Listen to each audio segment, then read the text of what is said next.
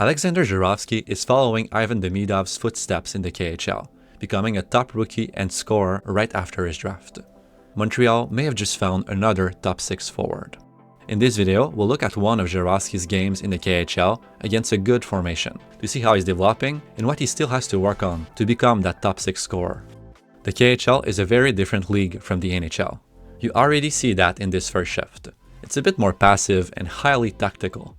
Gerovski's team especially focuses on building plays pass after pass in the offensive zone. Playing that way requires a lot of offensive awareness, anticipation, and some deception. Fortunately, these are all strengths of Gerovski. And while the Habs don't lean into that style of play quite as much, their offensive zone play also looks like this in moments. This is a great pass from Gerovski. He scanned behind him, spotted the open teammate, and made that pass instantly before relocating to space. You see him continue to use his deception and give and goes to beat defenders, get open, and make the play progress. He passes at the right time as his teammates are getting opened, and he knows exactly the next spot he has to fill. Those are the kind of principles that Martin St. Louis teaches. You read the game and fill the right spots at the right time, where your teammates are not, to give passing options. It's a way to retain possession, avoid playing defense, and advance toward a scoring chance. We can already tell that Gerovski has the right mentality to play for the Habs down the line. The next shift, however, offers a look at some of the hurdles that he will have to clear to make an NHL transition. While he puts in the effort defensively, he will have to improve at maintaining his coverage and be more aware in the defensive zone, like every young player. He still plays more in a slow, calculated manner. There's not really a dynamic second gear in transition or on the forecheck, which limits his ability to push back against defenders, make his stick handling shine, and also his chance of recovering pucks himself in the offensive zone. He's not a periphery player at all. He drives inside, goes to the net, and will battle opponents for the puck and for positioning. Those are all promising elements, but he will have to add more straight speed, crossovers, and pace elements to complement his tactical game. Those are qualities that Demidov had from the start, which made him easy to project to an NHL role.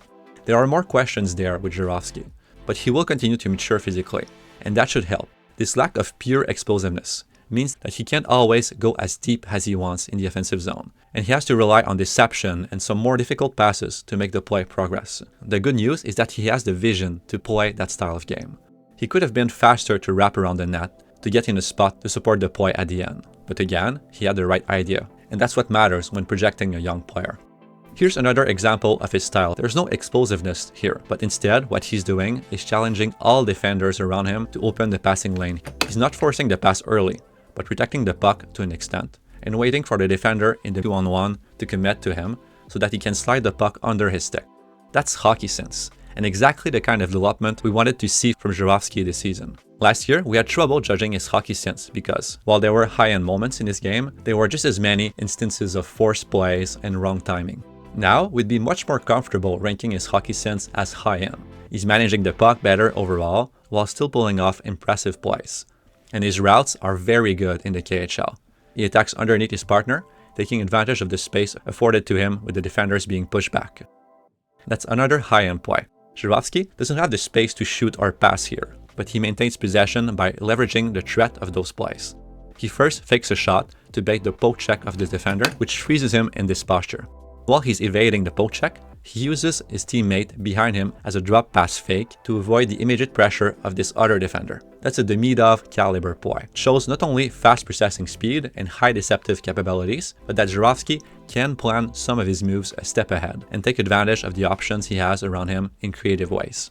And then we see some of the decision-making issues come back here a bit. He attracts 2 forecheckers, but then overcomplicates this play when he had simpler passing options open. Those kinds of errors bothered our team a bit last season. But now that those plays are happening less frequently, it's much easier to say that Gerovski is simply a creative player who's not picking his spots to be creative as much as he should. You can teach puck management.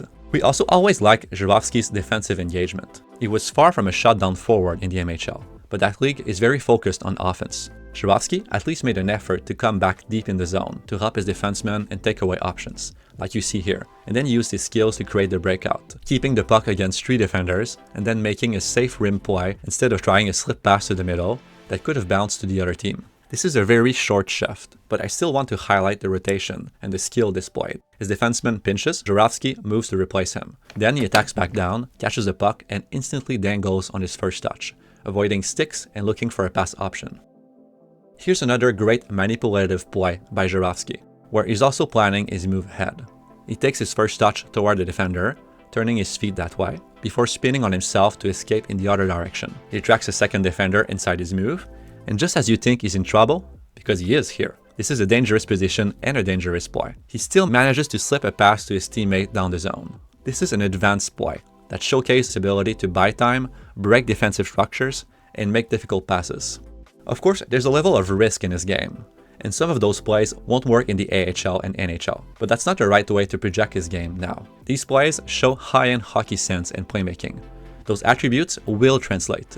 Zharovsky will just have to find ways to express them differently. Again, with him, it's all about adding that ability to push back defenders with pace and speed in a neutral zone, as to not have to rely on teammates as much for passing options. The only reason Zharovsky managed to pick up the rim here is because the forechecker thought he was dumping it back down the zone. After, he stopped skating, and instead, he makes a telegraphed but precise slip pass across the ice. That pass still puts his teammate in some trouble. A more dynamic player could have picked up speed, attacked the space in front of him, and created this entry with an inside-outside move against the last defender.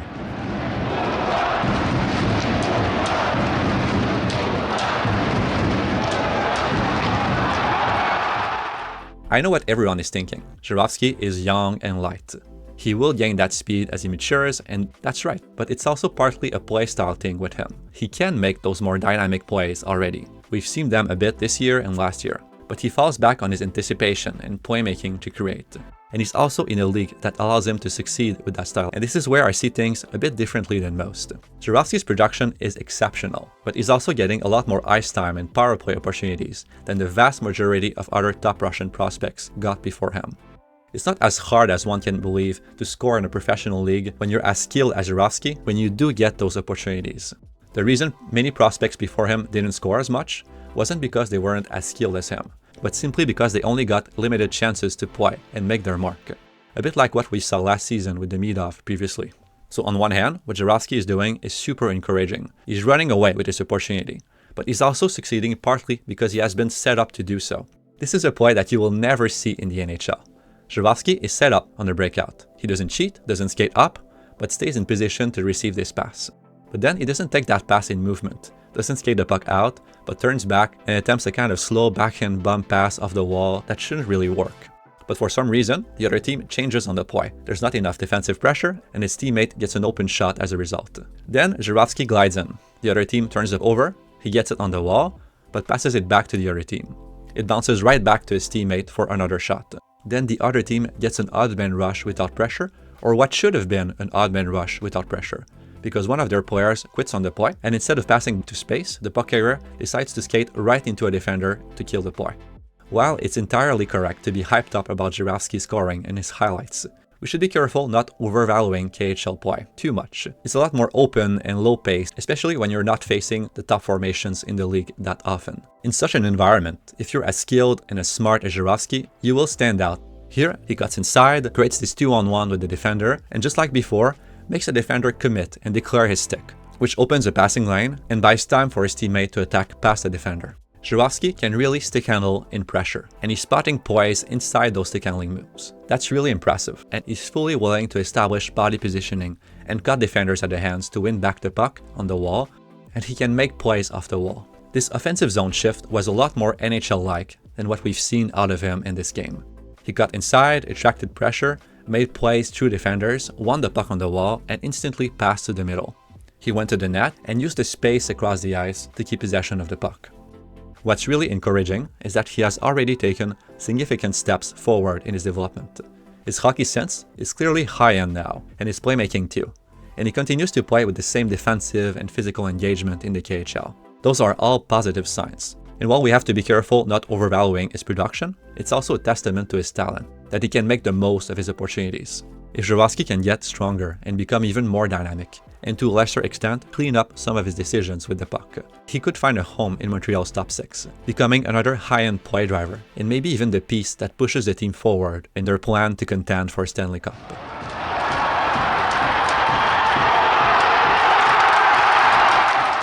So that's it for this video. If you enjoyed it, please like and subscribe. You can also check out the news section of Elite Prospects for more prospect analysis.